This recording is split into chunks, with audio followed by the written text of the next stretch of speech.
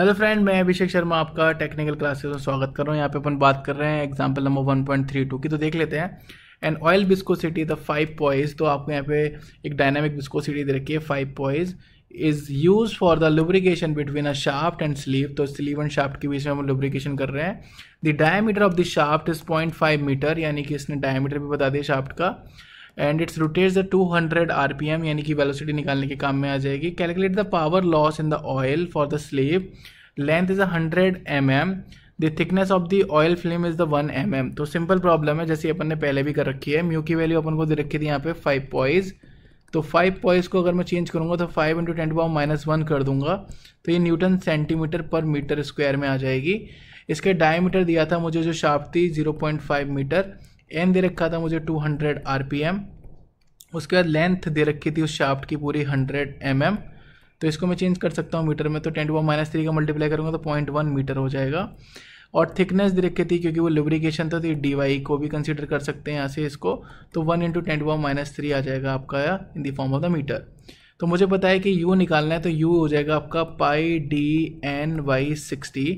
तो पाई की वैल्यू मुझे पता है कि नोन है पाई। डी की वैल्यू मुझे दे रखा है 0.5, जो कि मैंने आपको बताया, ऊपर मीटर में दे रखा है। एन की वैल्यू उसने दे रखा है 200/60। तो यू की वैल्यू जो निकल के आ रही है वो आ रही है 5.235 मीटर पर सेकेंड। तो मेरे पास यू भी है, डी वाई भी है और म्यू भी है, तो मैं टाउ निकाल सकता हूँ। सो tau is equal mu du/dy। सो इस वैल्यू को मैं पुट कर रहा हूँ यहाँ पे। तो टाउ की वैल्यू मेरी यहाँ से निकल के आ जाती है 2617.5 न्यूटन पर मीटर स्क्वायर।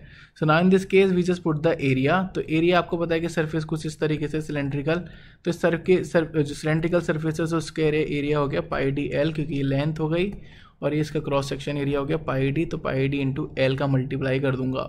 तो अब यहाँ देखेंगे इसने किया है कि force is equal tau × area.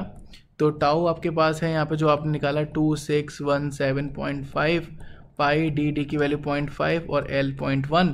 तो मल्टीप्लाई करके मेरे पास निकल के आया 410.95 न्यूटन। तो ये मेरे पास फोर्स निकल के आ गया।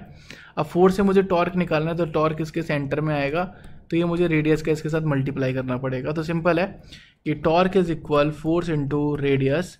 तो फोर्स है आपके पास 410.95 × रेडियस आपको पता है कि 0.5 है, तो 0.25 का मैं मल्टीप्लाई कर देता हूँ, तो मेरे पास वैल्यू निकल के आ जाएगी। कितना है इसका 4 टाइम्स कम हो जाएगा, तो 102.74 न्यूटन मीटर। तो मेरे पास टॉर्क भी आ गया। अब पावर निकालनी है, तो आप या तो डायरेक्ट भी कर सकते हो कि 2π/NT/60, क्योंकि टॉर्क है मेरे पास 2π/NT/60। और नहीं तो आप देखेंगे तो ये ओमेगा की फॉर्म में, तो आप इसको टी ओमेगा भी लिख सकते हैं, तो इसने लिख रखा है।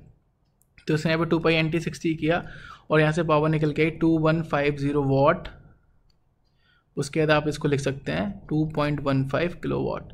तो सिंपल प्रॉब्लम थी। अगर आपको समझ में आई है तो प्लीज़ लाइक ज़रूर करना, शेयर ज़रूर करना। Thank you for watching guys, thank you so much.